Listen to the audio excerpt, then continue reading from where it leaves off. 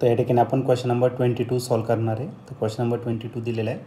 2 capillary tube of same diameter are immersed vertically into liquid of surface tension 60 dyne per centimeter and 50 dyne per centimeter. दोन capillary tube दिलेले आहे ज्यांची radius सारखीच आहे, म्हणजे diameter सारखी आहे, म्हणजे रेडियस पण सारखीच असेल. तर त्यांचं सरफेस टेन्शन दिलेलं आहे 60 डाइन पर सेंटीमीटर आणि 50 डाइन पर सेंटीमीटर CGS दिलेलं आहे. The rise of liquid in a capillary tube is H1 and H2 respectively.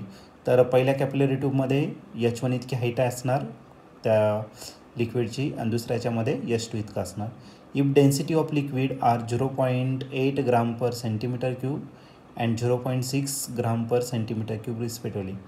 पहिल्या ट्यूबमध्ये जे डेन्सिटी पहिल्या ट्यूबमध्ये जे लिक्विड आहे त्याची डेन्सिटी 0.8 आहे आणि दुसऱ्या लिक्विडची डेन्सिटी 0.6 इतकी आहे.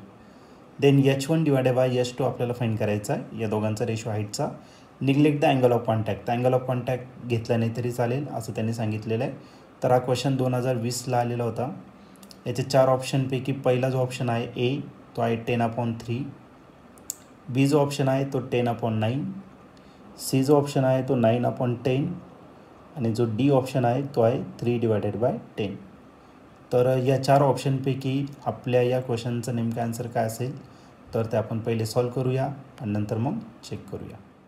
तर या क्वेश्चनमध्ये 2 कॅपिलरी ट्यूब दिलेले आहे आणि दोघांचं डायमीटर सेम आहे. ओके, तर डायमीटर सेम आहे. डायमीटर कशाने पण करणार लेटर डीने. D1 इज इक्वल टू काय D2. म्हणजे डायमीटर जर सेम असेल तर रेडियस पण काय असेल दोघांची सेमच असेल. ओके, पुढे दिलेलं आहे. तर वर्टिकली डीप करायचं आपल्याला 2 लिक्विडमध्ये, ज्याचं सरफेस टेन्शन पहिल्याचं आहे 60 डाइन पर सेंटीमीटर, दुसऱ्याचं 50 डाइन पर सेंटीमीटर. तर सरफेस टेन्शन आपण T1 घेणार आणि T1 जो आहे तो आहे 60 डाइन पर सेंटीमीटर आणि T2 जो दिलेला आहे T2 किती तर 50 डाइन पर सेंटीमीटर. तर ही CGS युनिट आहे, तर याला कन्वर्ट करायची गरज नाही, आपण कम्पेअर करणार आहे. ओके, पुढे ते याच्यामध्ये लिक्विडची जी लेवल राईज होते, पहिल्या याच्यात H1, दुसऱ्या याच्यात किती तर H2. तर त्याची डेन्सिटी दिलेली आहे. पहिल्या लिक्विडची डेन्सिटी दिलेली आहे ρ1 आणि ते दिलेले आहे 0.8 ग्राम पर सेंटीमीटर क्यूब आणि दुसऱ्याची जी डेन्सिटी दिलेली आहे ती दिलेली आहे तुम्हाला 0.6 ग्राम पर सेंटीमीटर क्यूब इतकं दिलेलं आहे. तर अँगल ऑफ कॉन्टॅक्ट आपल्याला निग्लेक्ट करायला लावला आहे, म्हणजे थिटा घ्यायची काही गरज नाही आहे. मग आपल्याला फाईंड करायचा रेशो कोणाचा H1 डिवायडेड बाय काय तर H2, याचा आपल्याला रेशो फाईंड करायचा.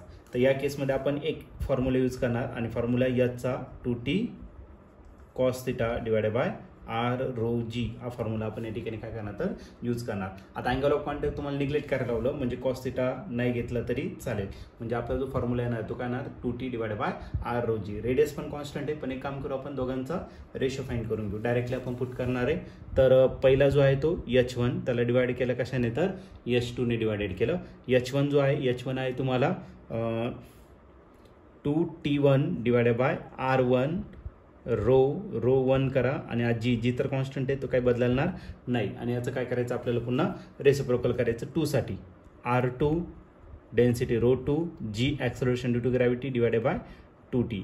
आता बऱ्याचशा टर्म याच्यामध्ये काय कॉन्स्टंट आहे ते काय करू आपण त्याला कॅन्सल करून टाकू. ओके, त्याला कॅन्सल करून टाकू. जसं की रेडियस सेम आहे, मग r1 आणि r2 काय झाला कॅन्सल झाला. g कॉन्स्टंट आहे तो पण काय आला कॅन्सल. 2 तो पण कॅन्सल झाला. मग राहिलं काय H1/H2 हा राहिला फक्त T1 ρ2 डिवायडेड बाय T2 आणि या डेन्सिटी ρ1. T1 किती आहे तर T1 आहे 60, डेन्सिटी ρ2 किती आहे तर तो आहे 0.6 and total divided by T2 किती आहे तर T2 आहे तुमचा 50 आणि हा जो आहे ρ1 तो किती आहे तर 0.8 आहे. ओके, इथला 0 आणि 0 काय आला कॅन्सल. ओके, तर 2च्या टेबलमध्ये दोन्ही नंबर आहे 2 3 आणि 2 4. ओके, अजून कशा 2 ने अजून डिवाइड करता येईल 2 3 आणि 2 4. मग न्यूमरेटरला काय राहिलं 3 × 3, न्यूमरेटर राहिलं 3 × 3 आणि खाली काय राहिलं 5 × 2. 3 3 किती 9 आणि 5 2 किती 10. म्हणजे हा जो रेशो आहे तर हा रेशो किती असणार तर 9:10. आणि जर तुम्ही ऑप्शन जर या ठिकाणी चेक केलं तर ऑप्शन नंबर सी जो आहे तो या ठिकाणी करेक्टली मॅच होतोय. मग आपल्या या क्वेश्चनचा आन्सर असेल ऑप्शन सी. आणि ऑप्शन सी म्हणजेच काय 9/10.